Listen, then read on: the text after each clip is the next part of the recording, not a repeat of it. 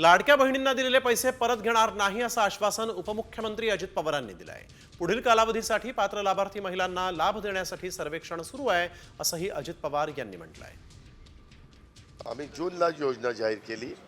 आम्हाला ऑगस्टमध्ये आम्ही पहिले जुलै ऑगस्टचे पैसे दिले, सप्टेंबरला सप्टेंबरचे पैसे दिले, ऑक्टोबर नोव्हेंबरला ऑक्टोबरमध्येच पैसे ऑक्टोबर नोव्हेंबरचे दिले, असे 5 महिन्याचे पैसे दिले।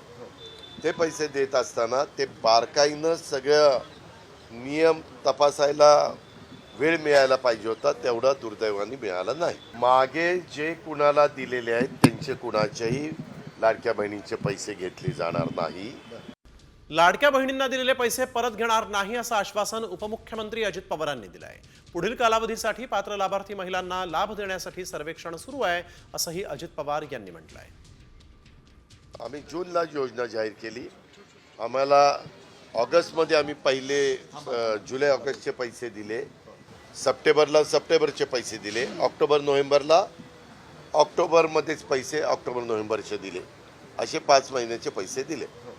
ते पैसे देत असताना ते बारकाईनं सगळं नियम तपासायला वेळ मिळायला पाहिजे होता, तेवढा दुर्दैवाने मिळाला नाही। मागे जे कुणाला दिलेले आहेत त्यांचे कुणाच्याही लाडक्या बहिणींचे पैसे घेतले जाणार नाही।